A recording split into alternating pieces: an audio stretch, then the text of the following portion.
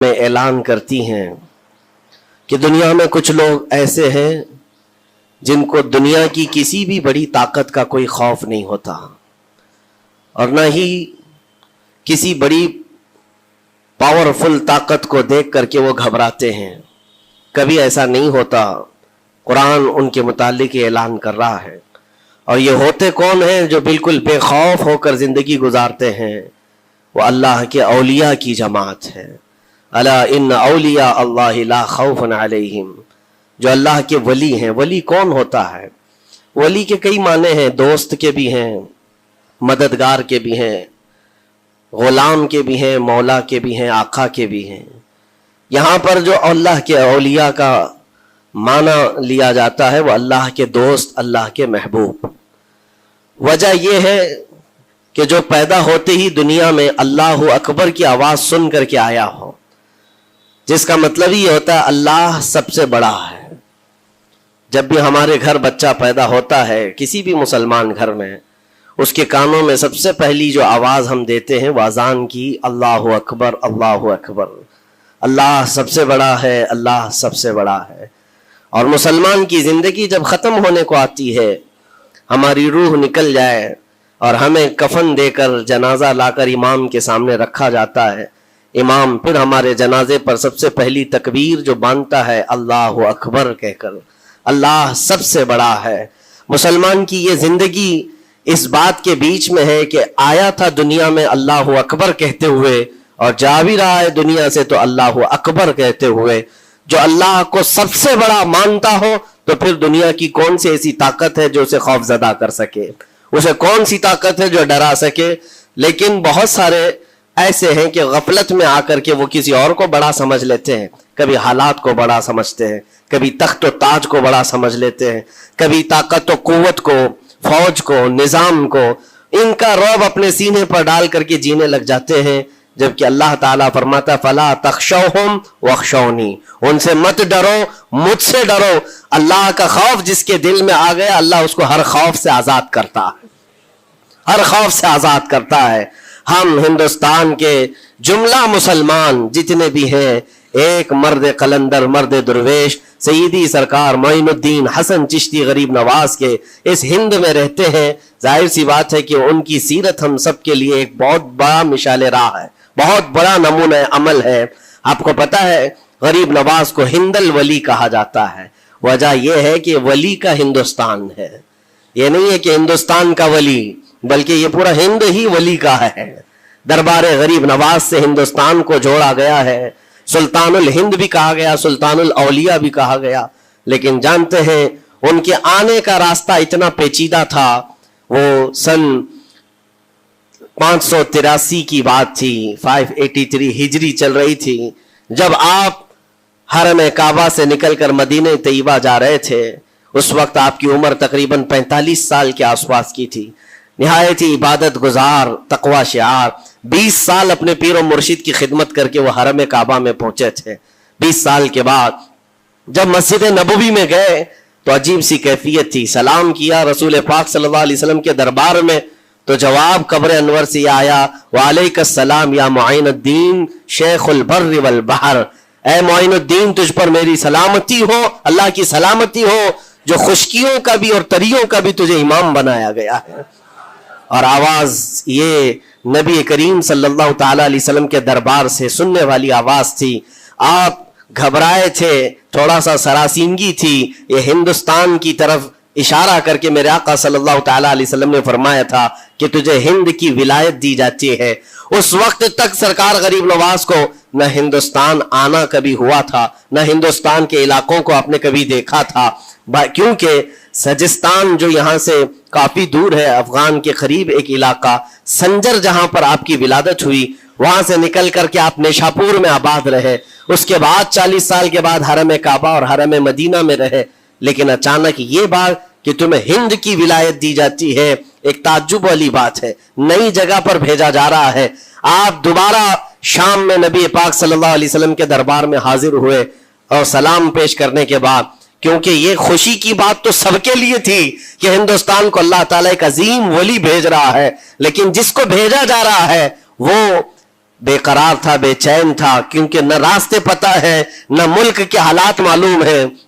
बारगाह मुस्तफ़ा सल्लल्लाहु अलैहि वसल्लम में दोबारा जब हाजिरी हुई, अर्ज किया आका आपका हुक्म, उसकी तामील के लिए बंदा हाजिर है, लेकिन ना ये फकीर हिंदुस्तान के रास्ते देखा है, ना वहां के हालात मालूम है। हुजूर पाक सल्लल्लाहु ताला अलैहि वसल्लम के दरबार में ये अपनी बिपता सुना रहे थे, दास्तान गम सुना रहे थे। गुनूदगी तारी आ गई, यानी नींद सी कैफियत आ गई, और बारगाह रसूल सल्लल्लाहु अलैहि वसल्लम में एक दीवार पर टेक लगाकर जैसे ही आपकी आंखें बंद हुई, रसूल करीम सल्लल्लाहु अलैहि वसल्लम तशरीफ लाए और इशारा फरमाकर पूरे हिंदुस्तान के नक्शे आपके सामने खोल कर रख दिए, और फिर गरीब नवाज को यह बताया भी किस जगह से तुम्हें सफर करना है, कैसे तुम्हें जाना है और कहां तुम्हारा मस्कन होगा। सरकार गरीब नवाज फरमाते हैं, उस एक ख्वाब में मैंने रसूल करीम सल्लल्लाहु ताला अलैहि वसल्लम के हाथ में अजमेर के पहाड़ भी देख लिए, वहां के किले भी देख लिए थे जो मौजूद थे। और उसके बाद फिर किस बात का खौफ है, किस बात का डर है, जिन्होंने रास्ते बताए हैं वो हादी रसूल, वो हादी आलम है। नबी पाक सल्लल्लाहु अलैहि वसल्लम आए ही हैं पूरी कायनात को रास्ता दिखाने के लिए, और जिन्होंने गरीब नवाज को हिंद का रास्ता बताया हो, फिर डर किस बात का। जब आप बेदार होते हैं तो अपने साथ 40 कुतुब उस औलिया कराम की जमात लेकर मदीने तैयबा से सफर के लिए निकले थे। मेरे अजीजों, अब बात यहां आती है, इसीलिए मदीने तैयबा से ये पूरा प्लान हुआ है, मदीने तैयबा से भेजा गया है, मदीने तैयबा से प्लेसमेंट हुआ है। इसी वजह से आज तक तारीख गरीब नवाज को अताए रसूल कहती है। अताए रसूल है, रसूलुल्लाह की अता है, हिंदुस्तान वालों के लिए खास अता है मेरे आका सल्लल्लाहु अलैहि वसल्लम की। जब वो सफर के लिए निकले, सन 83 से चले थे, तो यहां हिंदुस्तान पहुंचते पहुंचते आपको 87 यानी 4 साल का अरसा लग गया था। 4 साल के अरसे के बाद आप पहुंचे मेरे अजीजों। न प्लेनों का सफर, न जहाजों का सफर कि उड़ करके इधर से उधर आ गए, वो तो पैदल काफिला निकला था, दुर्वेशों का काफिला था, और वहां मदीने तैयबा से निकलकर बगदाद पहुंचे। बगदाद में औलिया कामिलीन की सोहबत पाई, वहां से फिर नेशापुर, फिर उसके बाद हरात और अफगान के इलाके होते हुए लाहौर पहुंचे। लाहौर में सरकार दाता गंज बख्श आलम रहमतुल्लाह ताला अलैह के दरबार में चिल्ला कशी फरमाई, वहां से दिल्ली पहुंचे।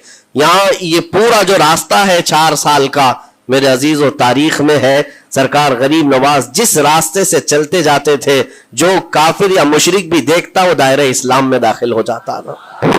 नूर इलाही, नूर वहदत का टुकड़ा आपकी जबीन अक़दस पर ऐसा चमकता था कि लोग जो आते वो फिर आपकी सोहबत से दूर कोई जाता नहीं था। दिल्ली में जहां आप आए, एक अजीब इत्तेफाक है, उस वक्त खांडे राव एक बड़ा राजा था, उसका किला था, उसके सामने ही आपने पड़ाव डाल लिया। सरकार गरीब नवाज रज़ियल्लाहु तआला अन्हु की ये दास्तान, ये तारीख, वहां पर आपने अपना पड़ाव डाल लिया। और इन बुत परस्तों के लिए एक बड़ा पेचीदा मसला था कि एक दुर्वेश आया है। एक बात मैं आपको बताऊं, ये जो तासुब आज फैला हुआ, ये जहर फैला हुआ, ये आज का नहीं है, ये बाप दादाओं के पुश्त में भी इनके मौजूद रहा है। इस्लाम और मुसलमानों के खिलाफ जहर मुशरिकीन के दिलों में, ये बहुत पुरानी चीज है, नई नहीं है, बहुत पुरानी चीज है। तासुब दिलों के अंदर कुड़न रखना और कभी एक्सेप्ट ना करना, ये सरकार गरीब नवाज जिस दिन हिंद में कदम रख रहे, उसी दिन से आपने इसको फेस किया है, उसी दिन से आपने इसको देखा है। और वहां पर खांडे राव की जमात ने बहुत कोशिशें की कि ये दिल्ली में दाखिल हुआ, यहीं से इनको खत्म कर दिया जाए, निकाल दिया जाए। लेकिन अजीब इत्तेफाक यह है कि ये जो जमात आई थी सरकार गरीब नवाज के साथ, न इनके हाथों में तलवार है, न भाले हैं, न चाकू है, न छुरी है, ये तो गुदड़ियां पहनी हुई दुर्वेशों की जमात थी। गुदड़ियां पहनी हुई दुर्वेशों की जमात जो झोले में सूखी रोटी रखते थे और पानी में भिगोकर खा लिया करते थे। इनके पास न कोई हथियार है, न कोई सामान है, हर सामान जंग है। इनको निकाला जाए तो किस बात से निकाला जाए, हिम्मत भी ना होती थी। यहां तक कि जो आपको वहां से जाने की बात करने के लिए आता था, थोड़ी देर महफिल में बैठता और खड़ा रहता और कलमा पढ़कर फिर मुशर्रफ ब इस्लाम हो जाता। दिल्ली के अंदर एक दिन के अंदर 1000 लोग इस्लाम में दाखिल हुए थे। सरकार गरीब नवाज रज़ियल्लाहु तआला अन्हु ने तलवार से इस्लाम में दाखिल नहीं किया है, ना ही किसी को डरा धमका करके। वो सूखी रोटी खाने वाले किस बात से डराते लोगों को? उनके पास कौन सा एटम बम था? यहाँ मौजूद जो राजे महाराजे थे उनके पास फौज भी थे, हाथी भी थे, घोड़े भी थे, सब कुछ था, लेकिन आने वाला मर्द कलंदर क्या लेकर के आया था तारीख में बताया जाता है। ये वो जमाना था जब शिहाबुद्दीन गौरी हिंद के ऊपर हमले करके यहां पर आने की कई मर्तबा कोशिश किया। ये अफगान का बादशाह था शिहाबुद्दीन गौरी, जब हिंदुस्तान पर कई मर्तबा हमले करके नाकाम लौट रहा था, बीच रास्ते में इन फकीरों की जमात से बादशाह की जमात की मुलाकात हो गई। सिपाही जा रहे थे शिकस्त खाकर और ये दुर्वेशों का काफिला इधर आ रहा था। देखा पहचानी सी सूरतें लगती हैं, जा करके एक सिपाही ने पूछा, बाबा आप लोग कहां जा रहे हैं? तो बाबा जो जमात में आ रहे थे उन्होंने कहा हिंदुस्तान फतह करने जा रहे हैं। बड़ी बात है, गुदड़ियां पहने हुए, पैबंद लगे कपड़े हैं, झोलियां लटकाए हैं। और उसने देख करके कहा मारा सिपाही ने, कहा ये देखते हो हमारे बादशाह की फौज है, इसमें हाथी घोड़ों की तादाद देखो, जरा सामान जंग तो देखो, इसमें नेज़े तलवारों की छनक तो देखो, और आप ये चंद फकीरों की जमात लेकर हिंद फतह करने की बात कर रहे हैं। तब सरकार गरीब नवाज के कानों में आवाज आई तो आपने कहा, उससे कह दो फर्क यही है, तुम जब लड़ने के लिए जाते हो तो यही हाथी घोड़े और तलवारों के भरोसे जाते हो, मोइनुद्दीन सिर्फ अल्लाह और उसके रसूल के भरोसे जा रहा है। हमारे पास जो ताकत है वो अल्लाह और उसके रसूल के साथ होने की ताकत है। आज के जमाने में गरीब नवाज का यह जुमला हमारा हौसला बढ़ा देता है, कोई हो या ना हो अल्लाह हमारे साथ है, अल्लाह हमारे साथ है। हालात जितने भी बदलते जाएं, लेकिन मेरे अजीजों अल्लाह हय्य व क़य्यूम हर चीज को देख रहा है, उससे कोई चीज गाफिल नहीं है। बाज लोगों ने ये शोशे छोड़ना शुरू कर दिए कि अब इनका मुस्तकबिल क्या होगा, अब इनका फ्यूचर क्या होगा, नई हुकूमतें आएंगी, नया निजाम आएगा, अब तुम्हारी न मस्जिदों की खैर है, न मीनारों से आवाज आएगी, न तुम्हारी अजानों का और न ही तुम्हारे नमाजों का कुछ फ्यूचर है। ये सब बातें उन लोगों के जरिए से आ रही है जो किसी के फजला खार हैं या किसी के इलेक्शन के पैसे खाए हुए लोग हैं। मैं कहता हूं जो सच्चा मोमिन है वह इस बात पर अहद करता है, करबला की सरजमीन पर भी अजान की आवाज बंद ना हो सकी थी, जहां बहता खून भी बता रहा था इस्लाम जिंदा होता है हर करबला के बाद। आज भी हालात अगर हमारे मुवाफिक नहीं है तो मेरे अजीजों नस्लों में कोई तो आएगा जो सलाहुद्दीन बनकर के उभरेगा, नस्लों में कोई तो आएगा जो गरीब नवाज का गुलाम बनकर मोइनुद्दीन बनकर के निकलेगा। इसलिए कि हालात हर वक्त एक तरह के नहीं होते, हमने तारीख देखी है और अब ताला का कानून है, कभी बादशाहों को फकीर बना देता है और कभी फकीरों को बादशाह का मनसब अता कर देता है। जब सरकार गरीब नवाज दिल्ली के सरजमीन पर आप बैठे हुए थे अपने सूफिया की जमात के साथ, एक दस्तरखान लगा हुआ था, दस्तरखान लगा हुआ है, औलिया इकराम की जमात है, एक दूसरे से बातचीत कर रहे हैं। दिल्ली में उस वक्त हालात अजीब थे। एक छोटा सा लड़का जिसकी उम्र 13 या 14 साल की रही होगी, वो अपने हाथ में खटोरी और एक तीर और तरकश लेकर के सामने से जा रहा था। औलिया की नजर उस पर पड़ी, सरकार गरीब नवाज ने नजर उठाकर देखी, और सामने से मजमे से जाने वाले बच्चे बहुत सारे होते हैं, कोई आया गया, लेकिन गरीब नवाज ने नजर उठाकर देखा और फिर सूफिया की जमात से कहा कि देखना ये कल दिल्ली का बादशाह बनकर के निकलेगा, हिंदुस्तान की पूरी सल्तनत इसके पास होगी। तारीख में मौजूद है गरीब नवाज की जुबान से निकला हुआ ये जुमला, वो लड़का कोई और नहीं था, सुल्तान शमसुद्दीन अल्तमश, जो हिंदुस्तान का ताकतवर बादशाह बनकर के निकला था। हाँ, वो जिसको चाहे नवाज दे और जिसको चाहे उठा दे। अजीजा ने गिरामी वक़ार, हमारे इम्तिहान की घड़ी चल रही है, हमारे हालात अभी यानी बैक की तरफ अगर जा रहे हैं तो इसका मतलब ये नहीं है कि खत्म हो गए। हम ये देखते रहेंगे और रब ताला की मदद का इंतजार भी करेंगे। हमारे साथ जो कुछ भी जुल्म हो या नाइंसाफी हो, हर एक चीज के लिए हम इतना ही कहते हैं ये वक्त भी गुजर जाएगा, रात हमेशा नहीं होती, सुबह का उजाला जरूर आएगा, सुबह का उजाला आएगा। अजीजा ने गिरामी वक़ार, सरकार गरीब नवाज रज़ियल्लाहु तआला अन्हु का वो जुमला याद रखो, हम अल्लाह और उसके रसूल के भरोसे जीते हैं, अल्लाह और उसके रसूल के भरोसे जीते हैं। ताकतें कुव्वतें या तख्त और ताज हमारे मुखालिफ हो जाए तो ये नई बात नहीं है, इस्लाम के साथ ये हर बार होता रहा है, इससे पहले भी हुआ है, हालात हमारे मुखालिफ रहे।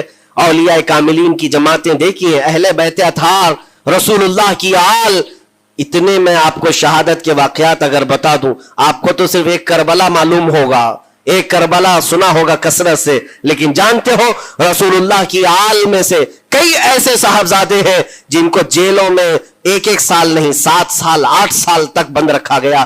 امام موسیٰ کاظم رضی اللہ تعالیٰ عنہ کو 7 سال تک جیل میں رکھا، زنجیروں سے باندھا اور زہر دے کر کے ان کو شہید کیا گیا ہے۔ حضرت امام محمد بن حسن عسکری 20 سال تک جیل میں کاٹے ہیں۔ یہ رسول اللہ کے گھر والوں کی بات کر رہا ہوں۔ سیدنا زید شہید جن کو سولی پر چڑھا دیا گیا تھا، یہ امام حسن مجتبیٰ کی اولاد میں سے ہے۔ یہ سارے خونی داستانیں یہاں اسلام کی تاریخ میں موجود ہے۔ جب اسلام اس وقت نہیں رکا تو اب کیا خاک رکے گا؟ اسلام اب نہیں رکنا ہے، قیامت تک اس کی حفاظت اللہ کریم فرمائے گا۔ اللہ کریم فرمائے گا ہم جیسے آئیں گے اور چلے جائیں گے، لیکن اسلام کو پھلنا پھولنا ہے، یہ پھلتا پھولتا ہی رہے گا انشاءاللہ۔ آپ کی ذمہ داری اتنی ہے، آپ کی اتنی ذمہ داری ہے، حالات دیکھ کر کے بچوں کو یہ نہ کہنا کہ بیٹا آپ جیسے حالات چل رہے ہیں ویسے ہی چلتے رہو، نہیں، اپنے بیٹوں کو یہ ترغیب دینا کہ بیٹا آج ہم امتحان کی گھڑی میں ہیں، کل اگر اللہ نے حالات اچھے کر دیے تو یاد رکھنا جس جگہ بت کدے بنے ہماری مسجدوں کو توڑ کر انشاءاللہ وہاں سے اذان کی آواز پھر سے گونجے گی، اذان کی آواز آئے۔ یہ بچوں کو نصیحت ہونی چاہیے، ہماری تاریخ مٹانے سے مٹتی نہیں ہے، ایک دور آئے گا پھر جب اللہ کریم چاہے تو یہ تاریخ کھل کر کے لوگوں کے سامنے آئے۔ ہم کسی پر ظلم کرنے کی اجازت ہرگز نہیں دیتے، اور ساتھ ہی اسلام یہ بھی کہتا ہے ظلم ہو جائے تو سہنے کی اجازت بھی نہیں ہے۔ آپ کو حق بات بول کر جانا ہے، حق بات پہنچا کر کے جانا ہے۔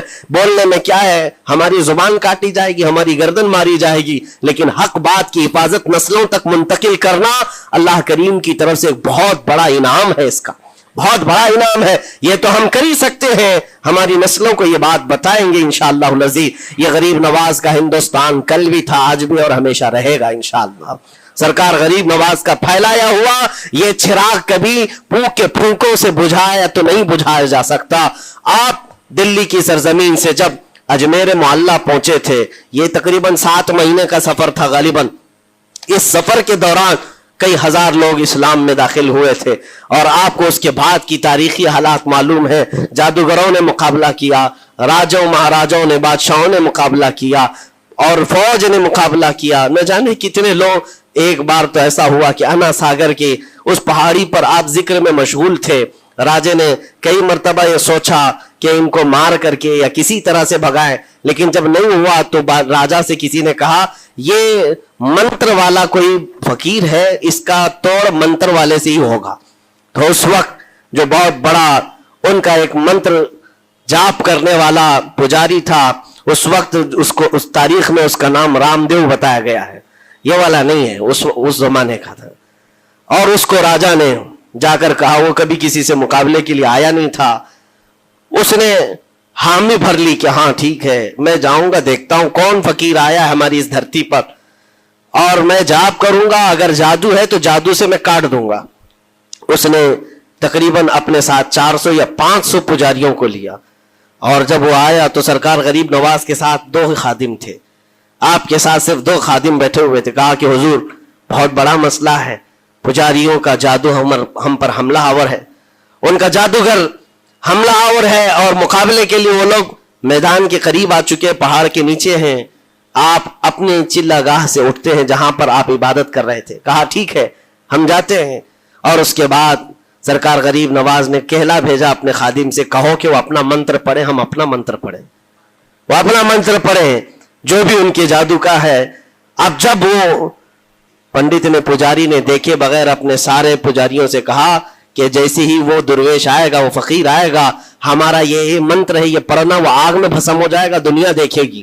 سبوں نے کہا ٹھیک ہے، لیکن ابھی کسی نے دیکھا نہیں تھا، لیکن جیسے ہی وہ اپنی جھوپڑی سے یہ مرد قلندر جلوہ رسول لے کر کے نکلا تھا، جمال رسول لے کر نکلا تھا، بیٹا ہے کس کا؟ حسن و حسین کا بیٹا ہے، فاطمہ زہرا کا بیٹا ہے۔ جیسے ہی باہر آئے، وہ منتر جو سکھایا گیا تھا سب کے قریب قریب آئے، 400 لوگوں نے وہ غریب نواز کی پیشانی کو دیکھ کر منتر پڑھنا شروع کیا، اور منتر کیا تھا؟ ان کی زبان سے لا الہ الا اللہ، لا الہ الا اللہ، لا الہ الا اللہ۔ لوگوں نے کہا یہ ادھر کیسے آ گیا کلمہ، اور جا کر اس رام دیو سے کہا گیا، اس نے کہا کہ یہ 400 کے 400 لوگ تو کوئی اور ہی کلمہ پڑھ رہے ہیں، کوئی اور ہی کلمہ پڑھ رہے ہیں۔ وہ اتر کر کے آیا ہاتھی کے کجاوے سے نیچے اور سرکار غریب نواز کو دیکھا تو اس نے کہا یہ جھوٹ نہیں کہہ رہے، میں بھی وہی پڑھتا ہوں جو یہ پڑھ رہے ہیں۔ آپ کو تاریخ میں پتا ہو کہ اس کا نام سرکار غریب نواز نے شادی دیو رکھا اور اپنے مریدین میں شامل فرمایا، اور زندگی بھر سرکار غریب نواز کے خلفاء میں اور آپ کے خادموں میں شامل رہا۔